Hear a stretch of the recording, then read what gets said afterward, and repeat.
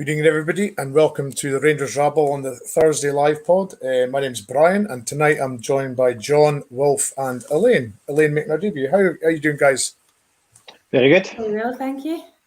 Yeah, fine, thanks, Bryan. So we'll horse right into the negative stuff. And Wilf, the news came out today that the club have banned fans for apparent sectarian singing. What do you make of it? I've got quite a lot of views about this. I think, for a start, I don't condone any sort of sectarian or racist or anything like that behaviour. And if what was allegedly sung was sung, then they deserve what's coming to them. I need to say that right off the bat. The thing that I don't really understand is I always thought in this country you were innocent until you were proven guilty. So unless these three guys that are concerned have said yes, I was there and yes, that's what I was singing, then they've been hung out to dry. And the only way I think we could do that is they're guilty by association, because they were obviously there. They've obviously got proof that they were part of the crowds walking through Glasgow singing whatever was getting sung. So if they've got proof of that and they're saying that they're guilty by association, why is there only three of them being arrested and banned from Ibrox? Because if it's guilty, because I can't see anybody standing up and saying, yeah, it was me and yes, I was singing that song. Right? I haven't watched the video. I don't know whether the famine song is what was being sung. I've seen things on social media saying the video could have been doctored. I don't know because I haven't watched it, because I don't really want to watch it. The song's repulsive. It needs done away with. I haven't heard it sung at the football in many, many years. So I don't know whether they would have sung it or not. If they did, they're stupid, because at the end of the day, if groups of so-called Rangers fans aren't walking about singing songs that they know is going to get us into trouble, things like this aren't going to happen. But my biggest concern with it is if they're guilty by association, any one of us could be found guilty by association for being in the wrong place at the wrong time. Yeah, it's hard to. It's very difficult, Elaine, isn't it? I mean, this guilty by association is what it looks like it's going to be going down as now. And as Will says, you could be just walking down the street innocently and guys next to you start doing stuff, and that could be you, couldn't it? I think certainly I'd pick up on what Wilf said in terms of condemning it. Completely agree. I think people need to be smarter. It shouldn't be sung anyway. You're causing trouble for the club. Everyone knows that. It's daft. It's not acceptable. But I would totally agree in terms of three people. Like Wilf, I've actually not watched the video, but there was obviously far, far more than three. I think from speaking to Martin earlier, it's the three that have been charged, and that's why the club have acted so quickly to ban those three. Obviously, it's an indefinite ban, so I presume that whatever happens, if they are found guilty, then that will be upheld. But I would, again, expect that if it's only three people, how are those, or why are those the only three that have been charged? Yeah. And John, I'll just ask you the same question, not to spin it any other way, but what's your take on the whole situation? Well, I'm glad you came to me last, actually, because I agree with Elaine and Wilf. I can completely agree that sort of singing and chanting is no place for it in a modern society. People shouldn't be doing it. It's nasty. It's bigoted. People say it's racist. People say it's sectarian. People are putting their spin on it. But for me, it's nasty, and I can't condone that sort of behaviour. It was the second high-profile piece of evidence presented or shown Rangers fans to be in a very, very bad light within the space of seven days or so. So I completely agree that there's no place in a modern society for that sort of chanting. I've seen the videos. I think I have some debate as to whether, I'm not saying they didn't sing it, no, because police with body cam, etc., body cameras would have seen it, heard it, picked it up. I think they should have acted on it, maybe a bit quicker, maybe at the time. I think the people who are involved, if they are guilty and people are innocent to proven guilty, I think there's no place for them back at football, back in our ground. But the one question I would like to say is, and I know we'll discuss it, is where exactly does the jurisdiction for Rangers end? Is it at the stadium? Is it around the stadium? Is it a mile from the stadium? Is it 50 miles from the stadium? You know, if someone commits a murder in George Square tonight, who gets the blame for that? You know, is it the Scottish Government because they control the police? You know, Rangers and their fans have been held to a higher standard than anyone else in this country. And that's the only question that I have. That's only, is where does the jurisdiction and the responsibility of Rangers start and end? Because back last year, or end of last season, we could have done more for the fans outside the ground. We should have stopped fans from marching to George Square. We should have stopped fans from going to George Square. Where is the line drawn of where that is a society issue or where it's a Rangers issue? Now, I agree, as a fan base, we have an element within our support who sing bigoted songs, who sing sectarian songs. I don't hear much of the racist chanting or racist songs, but all I would say is who got to decide whether it was racist or whether it was sectarian, because Rangers used both of those words in their statement today. Well, it's a question that Curry Munch has just raised. When did it become okay for a football club to judge what fans do in their own time? So basically saying, you know, where does the jurisdiction stop? Well, I mean, this is just going arms and legs, isn't it? Yeah, I mean, John makes a very valid point. Where does the jurisdiction end? But I mean, it's been fairly obvious for a number of years that, again, as John says, we're held to a higher account than anybody else. I mean, go back 15, 20 years ago, you know, there was this uproar. You can't sing the Billy Boys. You can't sing this. You can't sing that. And Rangers went, tell you what, we'll try and get the fans to stop it. And the fans stopped it. So they went, oh, but you can't sing this now. So other songs that they come up with, we stopped singing them. You know, the famine song, which is the song we're talking about this situation tonight, that was flagged up a few years ago, and that doesn't get sung at the ground anymore by the supporters. Now they've said stop singing these songs. The supporters have stopped singing these songs. I found it incredible that the Rangers stopped singing the Billy Boys, because as I was growing up, John will be the same. You're probably the same, Bryan. Possibly before your time, Elaine. That every time Rangers scored, it was a chorus of the Billy Boys. Every single time we scored, whoever we were playing against, it was a chorus of the Billy Boys. That stopped almost overnight because they said, look, you need to stop singing that. The club's getting into bother, right? So what more can Rangers as a football club do than they have done?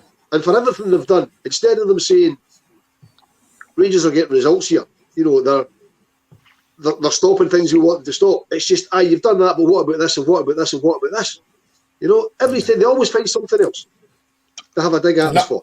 You know, it's enough. It strikes me that at the moment, being a Rangers supporter in Scotland is a very, very dangerous thing, because you're probably only around the corner from getting yourself into all sorts of bother for not doing or saying anything that nobody else is doing or saying. You know, because we're held to a higher regard. Absolutely held to a higher regard. And Elaine, we'll take that next question to you. In the regards to the club and the fans being held to a higher regard, the Msp'S are starting to pop their heads up again above the parapet. They are indeed, yes. Do you know, I don't particularly pay too much attention, because maybe I should pay a wee bit more. It does certainly seem that certain MSPs do have a lot to say about Rangers, and I would agree with Wilf that there have been big strides. We sometimes don't help ourselves. There's an element of the fan base that don't help ourselves, but I don't know what more as a fan that the club could really have done. We've had the emails, we've had the songbooks changed, we even went through a spell where the season tickets came with a reprinted songbook, what's acceptable, what's not. I think the club are taking a really, really harsh, well, you say harsh stance, it's probably what they have to do, whether you agree with it or not. I think it is the correct thing to do if these guys are found to have been done what allegedly they have done. The club are taking a really strong stance. The club took a really strong stance last week. I don't think that's really been recognised. And it would be, I can understand people saying that Rangers do have an element of a problem. And there's no point in saying, oh, well, this club does this or these clubs fans do that. If we get our house in order and if we act as we should, then we don't give anyone the chance to come at us. So we need to get our house in order before starting to say, you know, they do that, or but they sing this. I'd like to do that, certainly. But I would also like them to maybe be slightly more balanced and be accepting of the good effort or the good work that Rangers have done up to now. Yeah. John, are you... well, I wouldn't say we're unsurprised about the certain people raising their heads now, would you say? It's the same old story, isn't it? It is, and when events happen elsewhere, you know, there's a famous phrase, I think it was around about, around about September the 11th, where someone said, today would be a good day to bury bad news. Rangers are caught in this storm constantly of this would be a good time to bury bad news. You know, certain people's Twitter goes dark when events happen elsewhere, when other football clubs fans do anything. They're incommunicado. They're not on Twitter. We've had an MSP or an MP this week saying he had to lock his Twitter account because of hateful comments, etc. There might have been some hateful comments. I don't follow this gentleman on Twitter, an MP or an MSP for the south of Glasgow. But he had to close his Twitter account because people were pointing out his inaccuracy, where he said if the fake video for the Rangers players was fake, he would apologise. And then when we talk about a higher burden of proof, when Police Scotland said that video was fake, they demanded to see the evidence. What other club has to provide evidence? You know, if the police say you're innocent or guilty, then we have MFPs saying, I demand, how did you get to that conclusion? Now, that's what we pay our police officers for. You know, we expect they get paid and they're judged to investigate and come up with a fair and reasonable solution to these things. And the MSP we're talking about, and I'll just, his tweet from today, and I know I need to be careful, but I was on Twitter to a BBC journalist who has currently had his press privileges revoked, was not Old Firm, Chris, Rangers, and it was racist singing, not sectarian. I know you take this sort of stuff very seriously. That's why we need to ensure the language is spot on. Now that's him covertly or incovertly saying you need to be on message here. You're not following the line, you know. And as I go back to what the singing about the Japanese player last week was disgusting, that was racist. And people can argue about us singing about, you know, people from Ireland. Is it racist? Is it sectarian? Is the Irish a race? Is it not? It goes back to the same argument for the tit for tat, where we accuse other fans of another club in Glasgow of sectarian singing, and they say it's not sectarian, it's political. Mm-hmm. You know, where are the guidelines? You know, that's why the politician that you're talking about tweeted what he tweeted, that it's anti-Irish racism, because he had a meeting, I believe, at the start in the summer or the end of last season or whenever, with a certain Celtic fans group, and they said make sure that you're not using sectarian, you're using anti-Irish racism, because if it's sectarian, they can turn around to us and say you're being sectarian, but they claim not to throw out anti-Irish racism. That's why he keeps peddling this anti-Irish racism. It's only to kick us, it's only to get at us. Now, I'm completely against what about they. I don't really care what they get up to, because they get away with it, and we know they'll get away with it. Mm-hmm. So I don't waste my time saying, well, hold on, they did this, because they've got a compliant media, they've got compliant politicians. You know, the media don't care about us, because they know that majority of Rangers supporters don't buy their papers. So it's not harming them to have a pop at us. The people in government in Scotland know that the majority of Rangers fans don't agree with their politics, because I think it'd be safe to say that the majority of Rangers supporters are pro-union, don't want to break up with the union, so they're obviously not national, don't have nationalist tendencies. So they don't care if they upset us, because they're not losing votes, but they're pandering to the people that they know could cost them their positions in power. That's why they're coming out with stuff like anti-Irish. I mean, the anti-Irish racism thing, it was told to the politician concerned by a Celtic fans group. That's why he uses it. Yeah. I mean, what chance have we got? Yeah. And Wilf, you maybe, I think, Elaine, I'm going to do you a disservice here and say that maybe you are a bit younger than Wilf and myself, and maybe Bryan. I don't know if you would have been old enough. I think that's fair. I have seen one banner at Ibrox that was deemed to be offensive in all the years, and it was in the Govan stand, and it was a signpost. It said pointed to Ireland and pointed to a cartoon bus with Celtic supporters in it. Well, they were wearing green and white striped jerseys because copyright a certain journalist. Maybe they weren't Celtic fans, were wearing green and white striped jerseys, but however, and it was a signpost that said Ireland, and there was a bus, and that banner was deemed to be offensive. And again, that could lead on to the famine song because they go home chant or whatever. Yeah, because we were reminding them of what they wanted to be. They claimed to be from that country and claimed to be Irish, etc. And I thought it was humorous at the time. Bearing in mind this was a few years ago, and that banner was deemed to be offensive. Whilst Wilf, I'm sorry, but what about it? The worst thing I've ever seen in a football ground is hanging effigies. Yep, I do. Yep, absolutely. Yep. Yeah. Yep.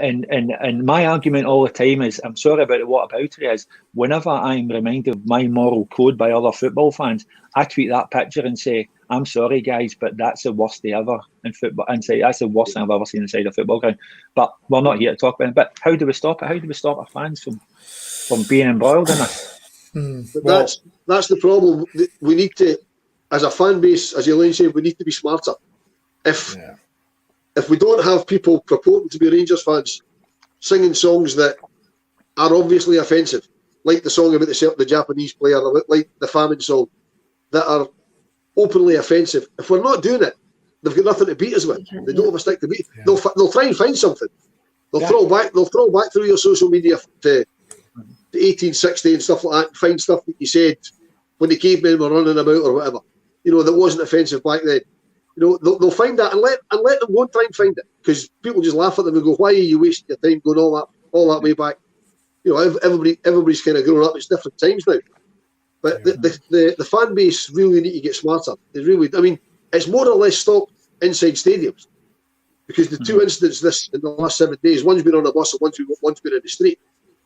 It's not happening in the ground because they know in the ground they can get fingered by CCTV. I think that's why the club are being so firm and have taken such swift action, because I think they're sort of backed into a corner to a point where if people are now putting it on the club have to be seen to be doing something. And as I said before, whether you agree with it or not, the club have to be proactive, and being so strong and being so firm so quickly is potentially just trying to send that message out to say stop, because even if it hasn't gone to a trial yet, this is what you're going to lose access. You're going to be banned for life. So therefore, just don't do it. What they do, you've had a nice wee welcome there. Nice and easy. Nice and easy. Controversial. No.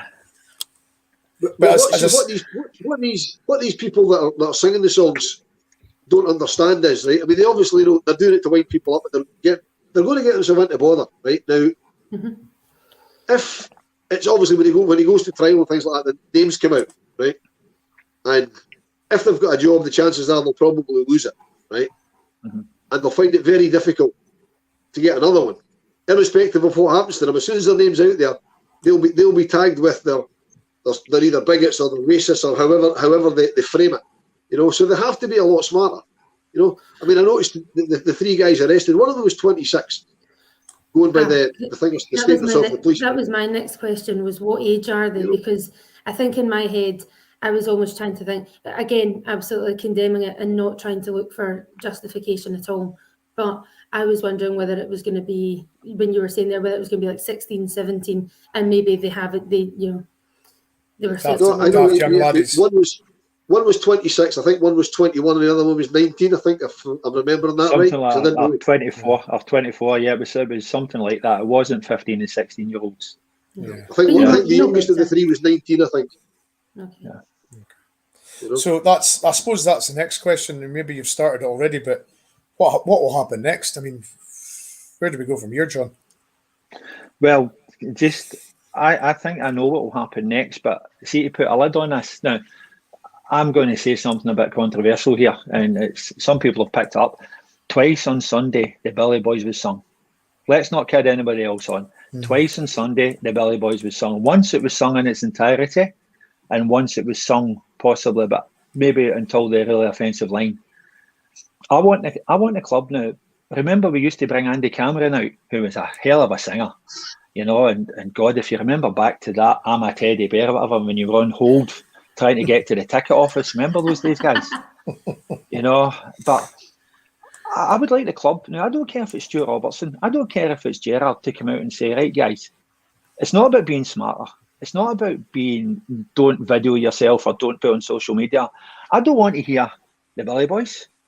I didn't agree with the banning of it, but if it's against the law, then it's against the law. There's a lot of things I don't agree with in law, but however, if they tell you don't do it, it's against the law, then don't do it. We shouldn't be singing about the Billy Boys. We shouldn't be singing about the F words. And I don't mean the famine word, I mean the other word. And there's a line that somebody's put in the comments, we should tell, no one likes us, we don't care. Yeah, every time we sing that song, we all know the line that's coming next about a club we don't like and a certain demographic we don't like. Yeah. You know, that F word should not be muttered inside Ibrox. The Billy Boys should not be sung. We shouldn't be singing about the Pope. And honestly, the one I don't get is why we sing about Bobby Sands. I don't care about Bobby Sands unless he scores a last-minute winner against us. You know, I just wish we wouldn't sing, you know, and just have somebody come out with a microphone and say, do you know what, guys, there's 50,000 in here today. See if you want to sing it. Leave a ground, go now. And then everybody else is staying in, because everybody will agree. We just need to say, do you know what, that no mixed messages, no coded, no little red books or blue books. Say, Billy Boys banned, the F word banned, you know, the Pope banned. You know, and also, you know, let's be big and brave about it. You know, because why can't we sing songs about our football club? You know, exactly. We've got dozens and dozens. We've got more songs about Rangers than every other club have about their club put together. I would wager. Yeah. You know. Yeah. And sing them without the ad. I know a lot of them have been bastardised in the add-ons, but sing them without that. Sing them in their true forms. You know, but we can with some our songs we can, but some of the songs they do have the add-ons, you know, and even if you don't sing the add-ons, people will look out for it. Even if you sing follow, the true words to follow, people will claim that they have. Now, follow is a fantastic song. Four Lads Had a Dream is a fantastic song, but whenever we sing Four Lads Have a Dream, then Four Lads Had a Dream, then they think, oh, we must be singing other words. Yeah. You know, but we've got to come out and say, do you know what, guys, there's 50,000 here today. These are the things we're not singing. See if you want to sing them. Please leave the ground now.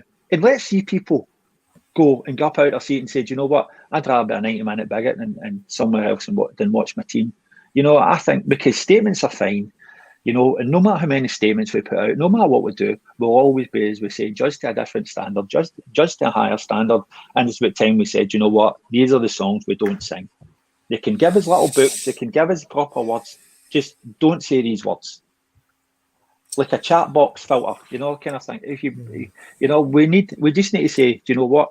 Because we can't self-police. If we can self-police, the Billy Boys wouldn't have been sung on Sunday. Now, we don't sing it in European games because we know there's eyes and ears watching us from a particular group. But why was it sung on Sunday? And it wasn't a small minority. It was a good percentage of the stadium. Now, I'm not saying 25,000, 30,000. It was a good percentage of the stadium. You know, and we can say that we're all-inclusive, anyone, everyone, we can say that. And our detractors and the people who hate us, they'll say, there you go, watch back the game, the Billy Boys was sung. It was sung. We need to stop it. So, I think we'll end that at the negative points and we'll move on to something more, well, certainly more positive. Our transfer window was wrapped up the other night and we didn't lose any players, Elaine. I think that was the big positive from it. Absolutely. How did you feel about the overall window as far as incomings and outgoings? Yeah, do you know, I think we're in a fairly strong position. I think, like everyone, I was hoping that there might be one or two wee cheeky signings in the last day. But the overriding feeling, I suppose, was making sure we didn't lose any of the big hitters. So we obviously finished the season in a brilliant place last year. Going into the season, keeping everyone, I don't think many fans would have thought that we would have kept all our big names. So that's got to be a huge positive. Of course, like everyone, I'm greedy. I would have loved to have added a few more people. I think the people that we moved on, albeit some on loan, some going out the door, I think that that was needed. I would have liked to have seen maybe one or two more additions. But at the end of the day, positive, not optimistic about the season ahead. I think we've done a good job. Wilf, you agreeing with that?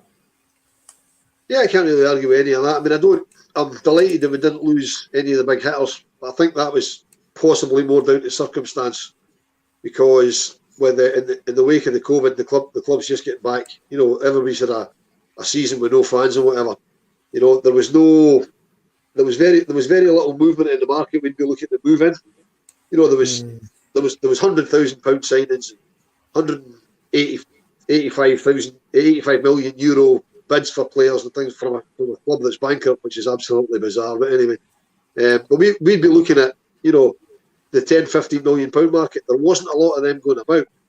There wasn't a lot of those things going about. So I think that's possibly the reason we've kept guys like Kamara and Morelos and things like that, because there wasn't that money going about. The encouraging thing for me was that we turned down a reported £8 million bid from Everton for Nathan Patterson. Now there's people trying to say, well, we have to sell in this window. If we had to sell in this window, Nathan Patterson would have been gone for £8 million. Absolutely no doubt about that in my mind. So the fact that he hasn't tells me that we're in a good place. I'm assuming that the investors and the board of directors have looked at the bigger picture and thought, right, if we keep this squad together, unless we get a ridiculous bid, there's Champions League at the end of this for winning the league. So let's keep it together. Let's bring in players that can strengthen the squad without tinkering too much with the first team, because the guys that have come in, they're not going to come straight into the first team, because they haven't. I mean, Lundstrom's come straight in, but he's come straight back out again because he's just not taken to. We've hardly seen Sakala. They're giving them time to get used to the way we play and what we do. Whereas if we'd spent 20-30 million on somebody, you've got to say they're probably going to be straight in the first team. That might kind of upset the apple cart a little bit. So I think what we've done is good. But the encouraging thing for me, we've brought in a couple of guys for the B team. The young Colombian lad and the boy from Man United, the boy McCann, and I haven't seen the Colombian lad whose name escapes me, but I've seen a bit of McCann. Alegria, was it? Alegria, that's him. Yeah, and they both look quite good. So I think if we were struggling in those positions, we could probably bring them in, because they do look the part. They're settling into Scottish football and we're playing in the B team. So I think that's quite encouraging as well. But for the players that went out, I was a bit surprised to see Cedric get to go out. But I mean, obviously the guy wants to play games of football. It's obviously not working for him here. Although when he's coming on, he is scoring goals. I mean, he's gone to. For me, it's strange where he's gone, because he's going to Gunther Fürth or whatever they're called at the third bottom of the Bundesliga at the moment, and they'll be struggling to stay. They'll be struggling to stay in that league. They've only just come up from Bundesliga 2, and it's. I would have thought that it'd be better putting them into maybe somebody like Hamburg that's up the top of the second division, fighting for titles rather than sort of fighting to avoid relegation. But I don't know. It might be good for the lad. I hope he gets loads of games and he plays really well, because that means he's either going to come back to ourselves all guns blazing, or we're going to sell him for at least what we got him for, which is quite important. Yeah, John, I think the window was a sort of mix of youth and experience. So you could say Lundstrom being the experience, and the other guys maybe potential coming in on fees or minimal fees. Yeah, sorry, I was just keeping up with the comments. Apparently, I'm too PC, and we should be allowed to sing what we want, however. But let's move on for that. Exactly. The transfer window. I tweeted on Tuesday night that because there was no final day signing, we lost the "you didn't sell all your players" trophy, because that seemed to be going about. I think what have we lost recently? We've lost the possession trophy. We've lost the Scott Allen pass trophy. We've lost I don't know who holds it. We've played really well against 20 minutes last season cup. I think it was Hibs, sir. And now we've lost the "you never sold your players" trophy.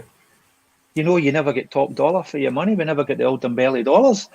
For us to keep the team that we had, and every season, I think over the last couple of seasons, Gerrard's brought in the team have brought in players earlier in the transfer window and have allowed them to bed in. And if we'd have signed Bakuna on the last day, see, we'd have signed Bakuna at 10 o'clock on Tuesday night, people would have said, great, last minute signing, good. But, it's long gone are the days of the Barry Ferguson 1 minute to midnight or Stephen Naismith signing. Long gone are those days. Let's put our trust in the management team.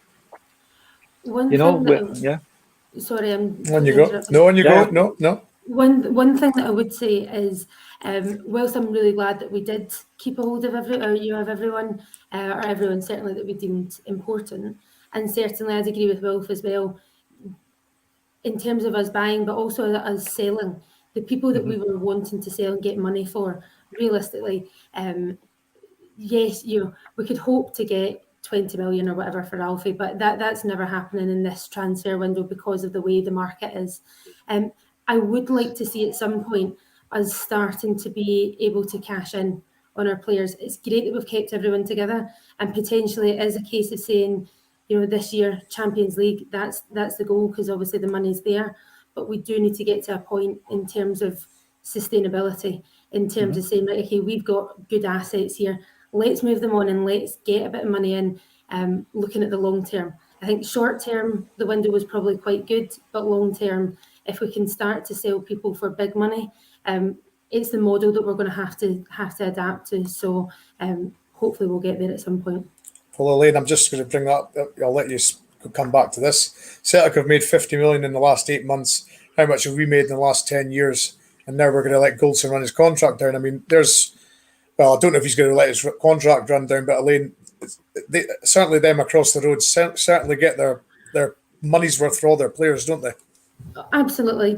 We've been sort of different models, and they have historically got good money for players. And I don't know how many times, to a point we see it in the media where their players can be touted for so much money, and you're thinking, they'll never get that. And fair enough, Edward last year, they were saying, 25 million, and what I think he went for 14. Potentially that's to do with the market, potentially that's, kind of down in tools a wee bit. But by the same token, as much as I hate to admit it, that they are good at it. They move players on, they make good money for it.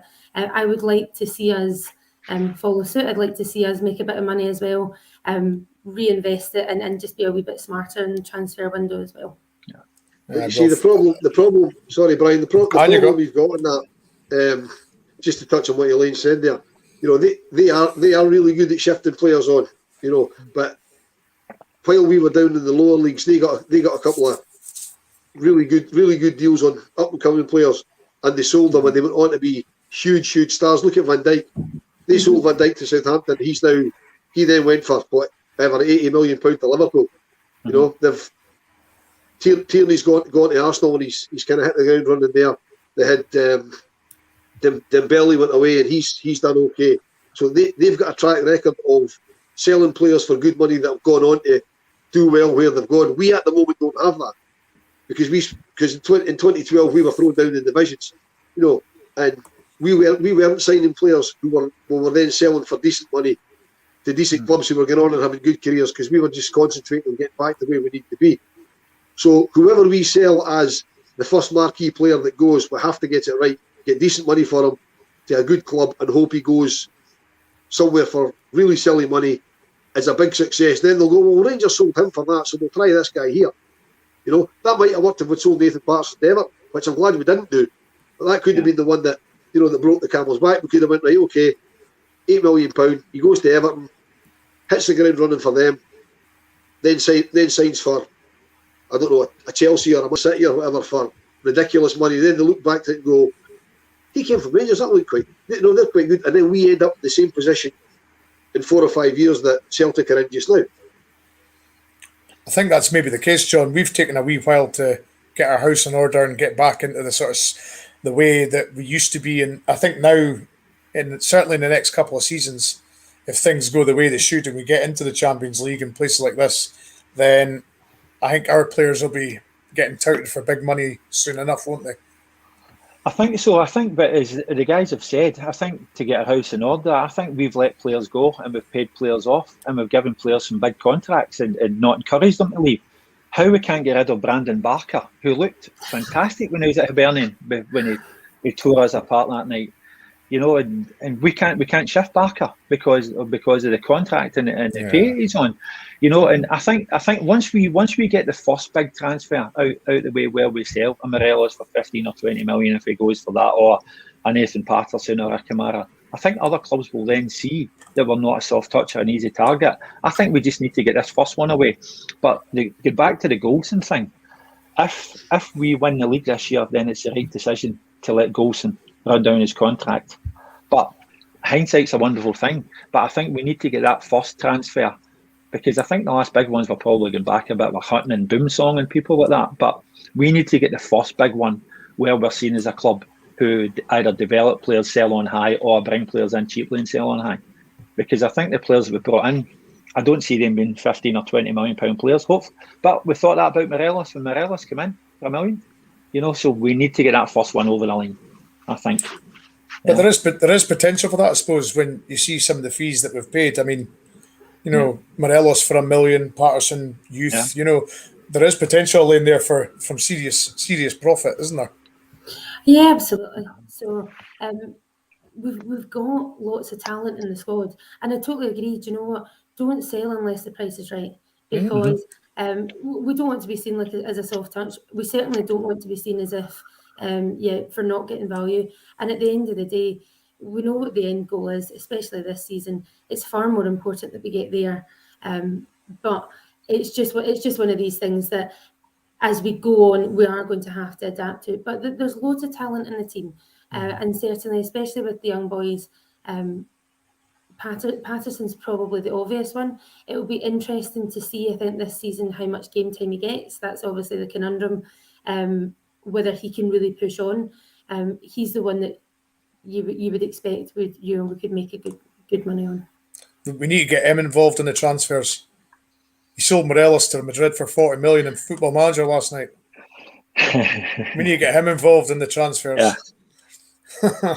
But so Wilf, going on to the season as it's been so far since pre-season, league, Champions League, how are you feeling about the start? Good, bad, in between? I think it's probably. I would say it's probably par. It's a sort of not beating Malmo was an absolute choker. I mean, not beating Malmo was losing to Dundee United. You can cope with that because you're going to lose a game at some point.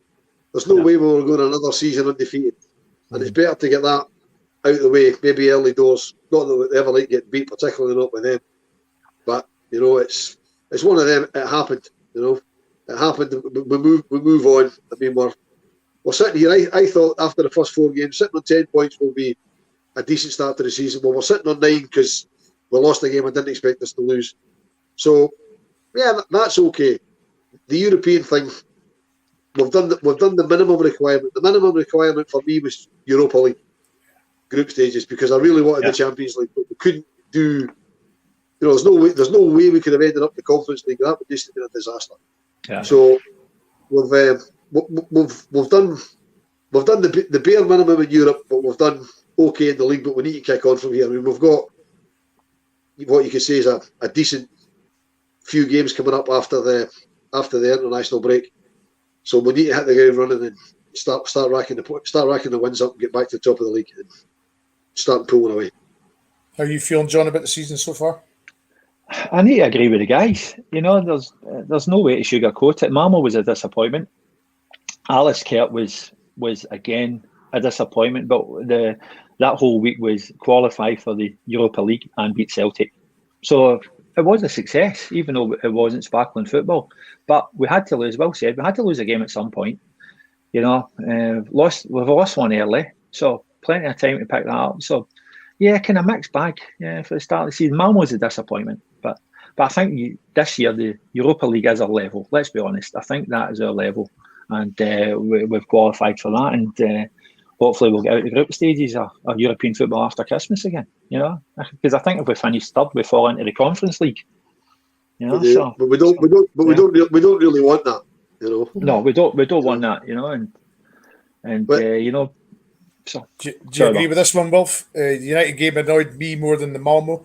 Malmo were a better team than we gave them credit for. Yes, we should have beaten them, but they were not a crap team. Kamara was missing, definitely cost us. I think you kind of have to agree with that, don't you? Yeah, I mean, Kamara missing definitely cost us. I mean, we can talk about this ad nauseum, but I mean, the fact the guy got suspended for what happened to him is just incredible, and that's probably cost us a Champions League place because we really missed him in Europe. The United result really did annoy me. It still annoys me, but it happens, and it's football. You know, it's on the face of that game, we didn't deserve to win it because we were fucking rubbish. Yeah. That day against them, you know, and it's just the way it is. I mean, I'm far too long in the tooth to do what I used to do and make excuses all the time. You know, we lost because we weren't good enough. Simple as that. Yeah. I don't think we deserved to lose the game, but they had the chance. They put it in the net. We didn't. That was end the story. Yeah. And I know I sound like an old Rangers dad saying that, and that's fine because I am, to be perfectly honest. How did you feel about the start of the season, Elaine? I mean, the guys are sort of finding good points and obviously the negatives. Are you kind of on the similar page? Yeah, do you know, I think you have to be. I just totally agree with it. You're never going into this season unbeaten again. Historically, in any season, we could go to Tannadice and lose. Is that there's a couple of places that we always go, and you can always say it's the age old that certain teams raise their game against us. Dundee United is always a bit of a scrap, so you can take that one in the chin. Malmo was gutting, I think, because it was the full house. It was it was just the one that I think we all kind of thought we would push on from, and also. I know the comments saying that they're a better team than we gave them credit for. So were we. We're a far better team than what we showed, and I think that's the disappointment. See if you get beaten by a team that is better than you, or you know that you've gone and you've given it everything. But the goals were just catastrophic, and it's funny because when we got that one back over there. I really thought that was going to be the change. I thought when Davis scored, we would really kick on. And I thought the momentum, despite the fact that they had won, the momentum would be with us, Ibrox. And obviously, just didn't happen. So, but, stuff to build on. I wasn't feeling particularly optimistic about going into Sunday. Obviously, hold my hands up, I got it totally wrong. I'm feeling far better this week than I was last week. So hope we push on, and also the international breaks probably come at a good time for us. Get everyone together and go from there. Well, that was my next question, Elaine. We've got the Europa League draw came out recently. Obviously, the international breaks came, and obviously with the COVID situation, some injuries. Did the international break come at the right time? And how do you think we'll get on in this Europa League campaign? I think as long as we get everyone back from the international break with no major COVID issues, certainly no injuries as well, but obviously there's a slight risk with players travelling abroad. I think as long as we get everyone back, it potentially has come at a very good time for us. Obviously, after an Old Firm game, you've got momentum, but I think regroup. You can take the start of the season. It's not been a disaster. Regroup and push on. You agree, Wilf? I absolutely hate international breaks because it means I've got to see Rangers. But I think this one has come at the right time for us. As Elaine says, after beating them, you really want the next game the next day just to keep the momentum going. But I mean, given what I've heard that Ryan Kent was told on Monday of last week that you can't play against Celtic because you're injured, and he went, look, I'm going to play, and he played at 50%, and that was obvious by the way he played, right? Yeah. If it wasn't the international break coming up, Ryan Kent wasn't playing against them, and they're terrified of him, So from that point of view, it's certainly come at the right time. It also gives us a time to get other players fit, to get the new players integrated with the squad, because I don't think there's that many away. There's a few away, but there's not really that many away. Yeah. I know Big Phil's playing just now for Sweden. Nathan Patterson's with the Scotland squad, but he's isolated because his girlfriend got COVID, I think. I think that was the word. You know, Would this be- Glenn Kamara's played tonight. So there's a few away. There's not that many away. So it gives them all time for a good rest to get together. I think you touched on this, Wilf, earlier. The Champions League would have been great for the cash, but football-wise, Rangers would have taken a few spankings against the quality teams. I think, you know, that's probably 100% spot on. It's possibly dropping into the Europa League, if I can say it, is possibly a blessing in disguise because, as we said, it's probably our level. Mm-hmm. But after last season, the pressure in the Europa League is we need to win it because we won the group last year, so we need to win the group this year. And it's a strange one this year because if you win the group, you're straight into the last 16. Yes. If you finish second, you play like a knockout round against a Champions League third place team, which is going to be difficult. Mm-hmm. But if you finish third, you go into the Europa League against the Europa League second place team, which is probably going to be easier than if you finish second. You know what I mean? It strikes me as quite strange that you're going to get an easier game if you finish third in your group, potentially, than you are if you finish second in the group. But you're going to drop down a competition. You know, it strikes me as really, really strange. But I mean, to answer the question that you asked Elaine, how I think we'll get on in the group, I think it's the same as any European group. If you win your 3 home games and get at least 1 point away from home, you'll win the group. Yeah. Because I don't think there's much between the teams. No. Leon aren't the team they were, although I believe they've just signed Boateng. They signed a German fella yesterday. Jerome Boateng. That's him, Jerome Boateng, right? Yeah. Is he the German Boateng brother, or is he the one that plays for the African club? He's the German, the centre half. Because there's 2 Boateng brothers. One plays for Nigeria, one plays for Germany, which is ridiculous. You know what I mean? Which is daft. So, you know, so he's a decent player, but he's getting on in years. So don't think Leon are the club they were. Sparta Prague, that'll take care of itself, although I don't think it'll be the nicest kind of couple of games of football you'll ever see. And Brøndby, champions of Denmark, but they're not having a very good season this season. So I'm quietly confident that we'll win the group again. And are you feeling good about it, John? Yep, I'm confident that we'll win the group because looking, as Will said, Brøndby and Leon aren't having the best starts to the league season. Yeah, I know it's very early for Leon, but Brøndby are sitting 8th or 9th in the league just now. You know, so Leon are sitting 9th, but they've only played like 4 matches. So no, I'm confident. I think we play a very, very good European style, and I think we're well suited to European nights. You know, and I think the international break, as the guys are saying, international break, I think we'll have a chance to work on the training ground, work on our formation. We'll have players coming back, you know, and I think we'll hit the same heights or even better than what we did last season because we've progressed every season under Gerrard in Europe. You know, I've got no worries whatsoever. Well, you know that we'll do well. We'll do well enough. You know, and I think it'd be great to top the group and straight into the last 16. I think that's perfectly.